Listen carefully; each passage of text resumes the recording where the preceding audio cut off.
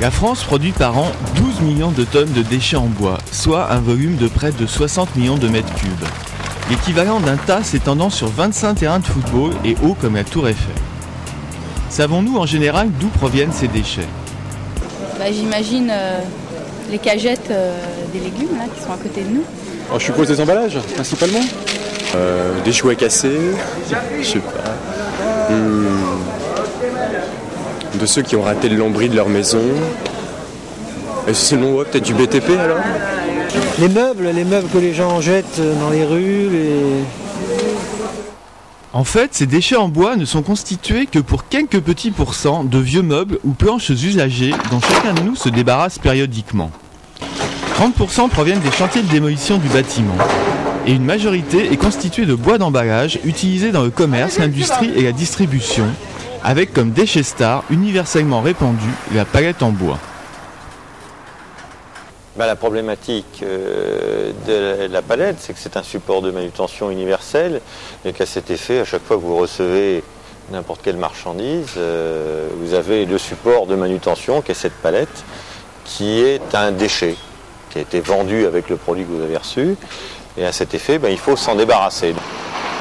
Que deviennent tous ces déchets dont la masse est équivalente à plus de la moitié de notre production annuelle d'ordures ménagères ? En avons-nous une idée précise ? Je ne pense pas que pour l'instant cela soit récupéré comme on récupère les ordures ménagères avec le tri sélectif. Je ne sais pas ça à ce niveau, vraiment, je ne sais pas. Tout ça, ça va à la poubelle, à la cita. Et ça devient quoi ? Ça devient, vous savez que ça devient rien. Il l'envoie ou en usine ou alors il le brûle sur place. Jusqu'à très récemment, ces déchets étaient pour une part brûlés, soit dans des usines d'incinération, soit illégalement dans un coin tranquille. Ou bien le plus souvent, on les enfouissait dans des décharges. Mais depuis août 2002, une loi votée en 1992 est entrée en application, qui ne permet l'enfouissement en décharge que des déchets dits ultimes, c'est-à-dire non recyclables, ce qui n'est pas le cas du bois. On ne peut plus se permettre aujourd'hui de dire c'est un déchet d'emballage et je le mets en enfouissement.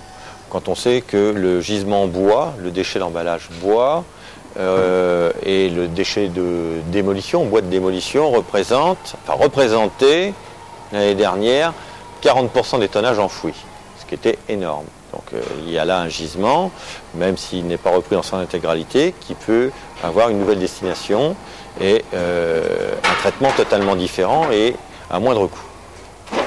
On recycle donc de plus en plus de déchets bois, même si ce n'est pas encore généralisé, des filières n'existant pas partout. Les déchets d'emballage sont les plus faciles à recycler, car il s'agit de bois non traités et de ce fait facilement réutilisables. La première étape de ce recyclage consiste pour l'industriel, l'artisan ou le commerçant à les faire enlever par un recycleur.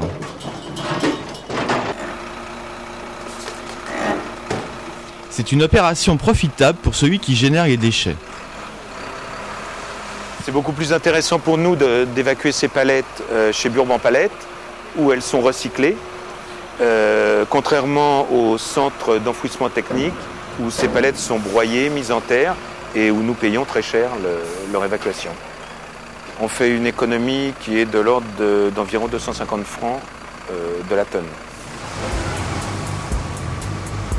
La réparation de palettes en bois est l'activité de recyclage bois la plus ancienne. Elle existe depuis plus de 20 ans. Nous nous sommes rendus chez la société Burban, un important réparateur de palettes. Une fois les palettes déchargées sur le site, il faut d'abord les trier.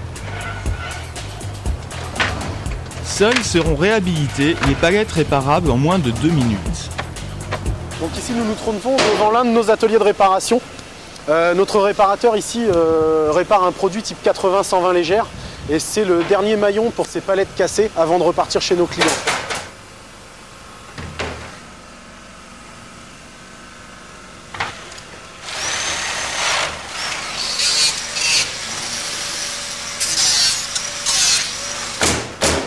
Sur ce site, environ 600 palettes sont réparées chaque jour, ce qui suffit à rendre cette activité profitable. Les palettes irréparables sont stockées afin d'être broyées pour en faire ce qu'on appelle de la matière première secondaire, ou plaquettes de bois recyclées. Donc voilà, toutes les palettes qui ne peuvent pas être revendues, qui ne sont pas revalorisables en tant que palettes, sont stockées ici. On monte jusqu'à peu près 500 tonnes de stockage. Ensuite, un prestataire vient, nous les détruit, les transforme en copeaux. Et on a ce qui se trouve ici, des copeaux prêts à partir. Nous avons poursuivi notre tournée des recycleurs par la société TPS, à l'origine spécialisée aussi dans la réparation de palettes, mais qui depuis quelques années s'est diversifiée dans le broyage des déchets d'emballage. Cette opération de broyage est la première étape du recyclage de tous les déchets bois non immédiatement réutilisables, c'est-à-dire la très grande majorité. C'est une activité qui en France a commencé à se développer il y a 4 à 5 ans. La société TPS possède des camions et des bennes qui permettent d'acheminer les déchets sur le site du broyage. On arrive au tas de bois qui va être à traiter ou à broyer. Donc les machines vont ôter toutes les parties métalliques, pointe, platine, agrafe, par 2 systèmes de déferraillage.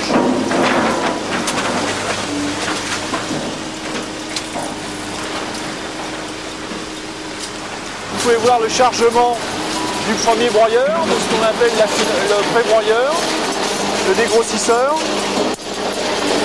Et vous voyez à l'aspect du déferraillage, où vous avez un tapis perpendiculaire au tapis d'extraction. C'est un tapis où effectivement, où derrière, vous avez 2 pôles qui font que toutes les parties métalliques sont aimantées et donc sont rushées du tapis d'extraction principal.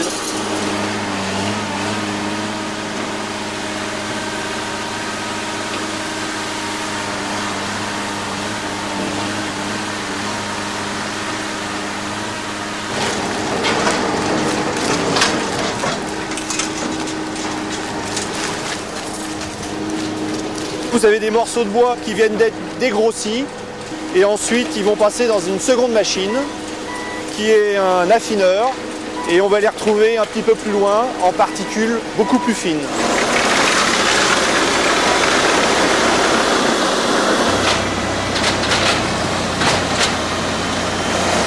Vous apercevez le tapis d'extraction avec la poulie démagnétisante qui se trouve en tête du tapis d'extraction.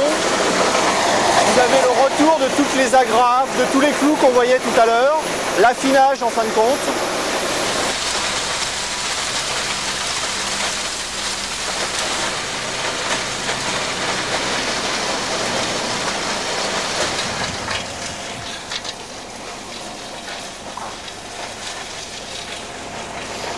Nous retrouvons ici les produits broyés, affinés, déferraillés, ce qui permet d'avoir un produit acceptable en usine de traîneau de particules.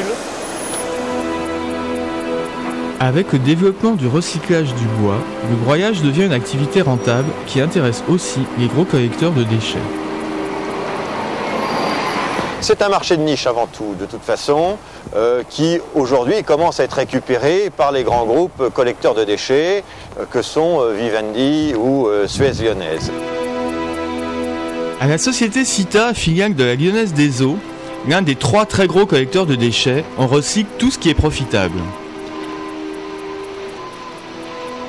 Le bois est broyé à grande échelle dans une chaîne de traitement très moderne qui le débarrasse aussi bien des métaux ferreux que non ferreux. 2 types de broyats peuvent être produits, l'un très pur et l'autre un peu moins, selon leur destination. Mais à propos, savons-nous ce que l'on fait avec ce bois recyclé ? Peut-être des allumettes, des trucs comme ça. Ouais, du papier peut-être. J'espère qu'intelligemment on se chauffe un peu avec et qu'on le passe dans la pâte à papier, mais c'est moins évident. On refait d'autres cartons, d'autres emballages pour refaire la même chose, hein, je suppose. On peut en faire des agglomérés, des choses comme ça, de l'aggloméré. Les fabricants de panneaux d'agglomérés sont pour la France le premier débouché de cette matière première secondaire que sont les broyats de déchets de bois d'emballage. Nous nous sommes rendus chez la société Unilin en Belgique, l'un des plus importants en Europe. Unilin utilise 30% de bois de récupération pour fabriquer ses panneaux d'agglomérés. Des camions venant pour part égale de France, des Pays-Bas et de Belgique, ils livrent les plaquettes de bois qui vont subir un nouveau traitement destiné à les débarrasser des impuretés restantes.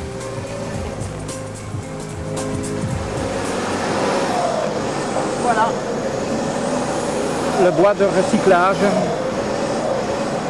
Toutes ces impuretés, l'isorel, le papier, le plastique seront enlevés ici à l'intérieur du bâtiment. Je vais vous montrer ça tout de suite, comment on fait. Ici, nous enlevons toutes les petites pierres, les morceaux de verre, etc. qu'on retrouve encore parmi les plaquettes.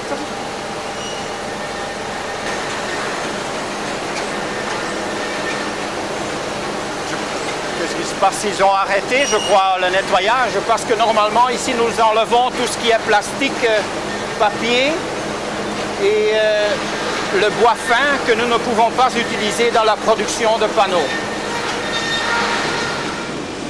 Une fois traité, le bois recyclé est mélangé au bois vert, lui aussi broyé, pour entrer dans la chaîne de fabrication des panneaux. On obtient en fin de cycle différents types de bois agglomérés qui seront destinés à l'ameublement ou au bricolage. Pourquoi ces sociétés utilisent-elles du bois de récupération? La réponse classique est qu'il s'agit d'un souci écologique. Nous utilisons du bois de recyclage parce que nous voulons donner au bois une seconde vie. C'est-à-dire aussi longtemps que le bois reste comme il est, en grands morceaux ou en petits copeaux, nous gardons le CO2 à l'intérieur du bois. Donc nous aidons l'environnement. Mais il ne faut pas négliger l'aspect profitable de l'opération. En effet, le bois recyclé revient, après retraitement, en moyenne 30% moins cher que le bois vert. C'est rentable en tout cas, oui. C'est intéressant de travailler avec du bois de recyclage. L'autre débouché important pour le broyat de bois d'emballage est de servir de combustible pour des chaufferies fonctionnant au bois. Ainsi, en Île-de-France, près de Rambouillet, le Simiris, syndicat intercommunal de collecte de déchets, a fait construire sa propre chaufferie. Donc ici vous avez un tas de bois dit propre, et pourquoi? Parce que ce sont que des palettes ou des petites cagettes qui viennent souvent du monde industriel ou et également des particuliers. Et ce bois donc va ensuite être broyé donc dans le tas qui est ici, et donc ce broyat ensuite ira donc à la chaufferie bois. Ici donc la chaufferie, le convoyeur qui arrive ici, qui transporte toujours les copeaux de bois. Ici on a un presseur qui pousse le bois dans cette chaufferie qui est ici, et ensuite la combustion qui est avec le foyer qui brûle. Cette chaufferie permet de chauffer donc, la salle des fêtes qui est ici, bon, la maison du gardien que l'on voit juste derrière l'arbre, cette grande usine, donc ces locaux. Ensuite, le centre de tri, ce centre de tri qui est réservé pour le papier, donc qui est assez grand et surtout très haut. Et elle chauffe également toute l'usine du fond que l'on voit avec cette partie-là. Sans l'aide financière de l'ADEME, l'Agence de l'environnement et de la maîtrise de l'énergie, le Simiris n'aurait sans doute pas investi dans une chaufferie au bois. Car si le combustible bois coûte moins cher que le fioul, l'investissement de départ est 5 fois plus élevé que pour une chaudière classique. Vous avez un combustible qui a l'avantage de produire une incinération faiblement polluante par rapport au combustible fossile. Le seul problème que l'on rencontre en France, c'est le manque d'installation. On n'a absolument pas les chaufferies que l'on serait en droit d'attendre en France et que par rapport à ce que l'on retrouve en Hollande, en Suisse ou en Allemagne. En dépit des efforts de l'ADEME, les chaufferies au bois sont peu développées en France. On n'en trouve pas plus de 750. Cela s'explique en partie par le prix élevé du matériel qui n'est produit qu'en très petite série et par la mise en place encore récente des filières de recyclage. Il est à noter qu'EDF n'est pas du tout intéressé par le bois énergie. Jugé trop polluant, nous a-t-on répondu. La situation n'est pas la même partout en Europe, et en particulier en Allemagne. En Allemagne, on est beaucoup plus sensibilisé qu'en France au respect de l'environnement, et le recyclage y est beaucoup plus développé. Ainsi, l'interdiction d'enfouir en décharge des déchets recyclables y est en application depuis plusieurs années. De ce fait, aujourd'hui, 80% des déchets bois y sont recyclés. Nous créons ici un centre de bois énergie. Des citoyens et des citoyennes de notre commune et des environs viennent y déposer du bois à recycler, comme des palettes ou des arbres de Noël. Comme en France, une partie importante des déchets sert à fabriquer des panneaux d'agglomérés. Mais une très grande partie sert aussi à produire de l'énergie. D'abord comme combustible pour des chaudières, mais aussi pour des centrales de cogénération, c'est-à-dire des centrales qui produisent à la fois de la chaleur et de l'électricité. Le développement du bois énergie dans ce pays a deux raisons majeures. D'une part, l'engagement de l'Allemagne à réduire sa production de CO2, mais aussi le souci de trouver des sources d'énergie alternatives depuis l'abandon du nucléaire. Nous nous sommes rendus à Kiel, près de Strasbourg, pour visiter une centrale de cogénération, l'une des plus importantes en Allemagne. Au fond, nous voyons notre client, la fabrique de papier Köhler-Kehl, qui a besoin de vapeur et d'électricité pour la production du papier. Pour avoir un projet économiquement viable, il était très important, en plus de la vente de chaleur, de produire de l'électricité qui nous est achetée par les réseaux à prix garanti.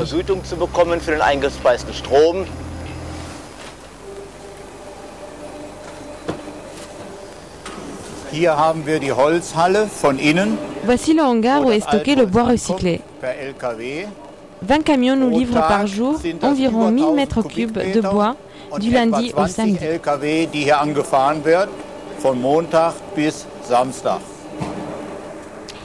Cette centrale est donc un exemple de source d'énergie alternative avec de plus une rentabilité maximum, en partie due au fait que l'État soutient financièrement la production d'électricité à partir de la biomasse.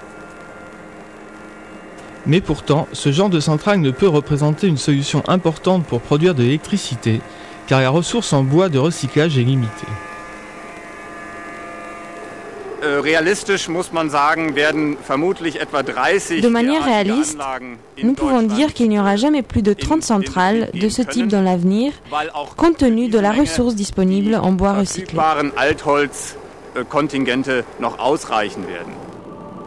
L'Allemagne ne produira jamais plus de quelques pourcents de son électricité grâce au bois recyclé.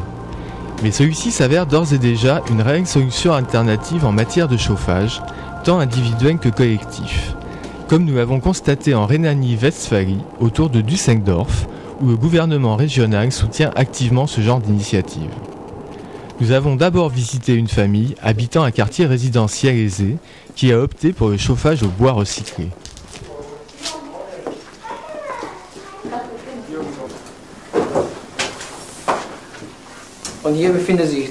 C'est ici que se trouve la chaudière à bois. Elle fonctionne avec des granulés de bois. Le prix de l'installation était un peu plus cher que pour une chaudière normale, mais comme la région de Rhénanie-Westphalie subventionne ce genre d'installation, cela m'est revenu au même prix. Quand on a les moyens, même avec l'aide de l'État, d'investir dans ce type de chaudière, le bois s'avère un combustible tout à fait concurrentiel avec le fioul.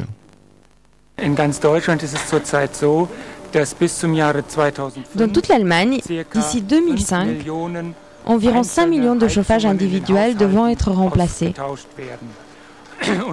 En Rhénanie-Westphalie, nous voulons faire en sorte qu'une grande partie de ces chauffages soit remplacée par des chaudières à bois de récupération. Ainsi, pour des gens aisés et préoccupés d'écologie, une telle solution s'avère des plus satisfaisantes. Nous apprécions d'avoir bien chaud chez nous et nous aimons prendre de longues douches chaudes. Cela donne bonne conscience d'utiliser un déchet, en l'occurrence des copeaux compressés. Cela donne bonne conscience de savoir que nous ne gaspillons pas une ressource précieuse.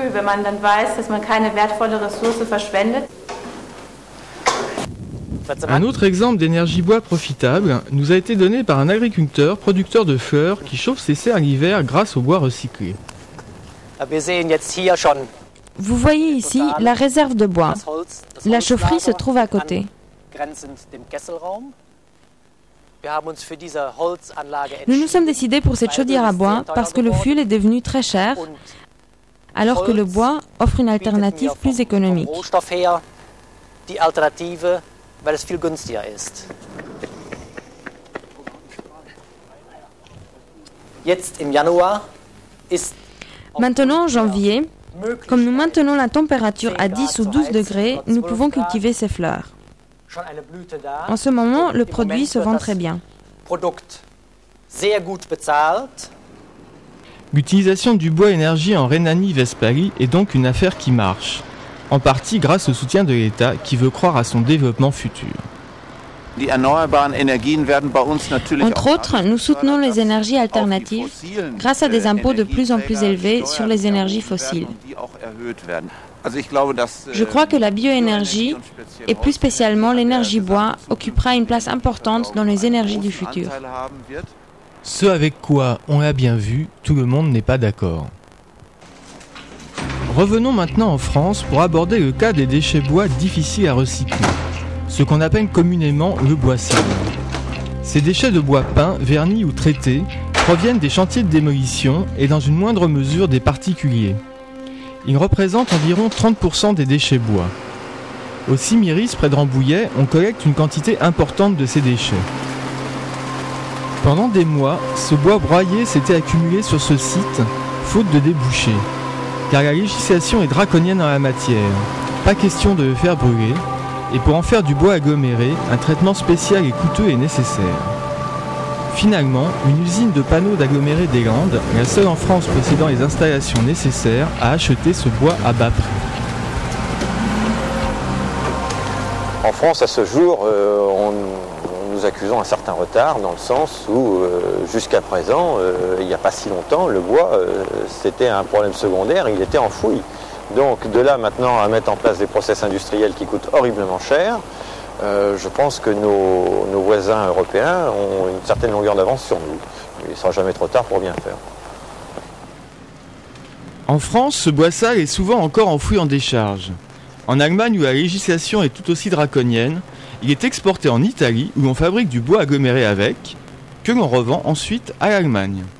Il semble clair que l'on se trouve face à un conflit entre rentabilité et législation, ce qui amène à évoquer l'économie du recyclage bois. L'aspect respect de l'environnement, entreprise citoyenne, est devenu un discours très à la mode aujourd'hui. Il y a quelques années, c'était essentiellement l'aspect financier, c'est-à-dire que ces déchets bois coûtaient cher à évacuer, il fallait les traiter pour trouver des filières de valorisation, et là, il y a eu certaines niches qui ont permis à des recycleurs de s'équiper d'une manière industrielle pour pouvoir fournir une demande. Recycler le bois dégage un bénéfice certain, même si ce n'est pas aussi profitable que d'autres recyclages tels que ceux des métaux ou des plastiques. Nous faisons payer en amont ce qui arrive, d'un ordre d'environ 31 € la tonne, hors taxe. Ce qui nous permet d'investir effectivement dans des machines et des broyeurs comme vous avez vu. Et ensuite, nous revalorisons en fonction des unités de trituration et en fonction bien évidemment aussi de la distance, où nous avons des coûts de transport non négligeables à ramener à la tonne. Et on nous valorise le produit de l'ordre de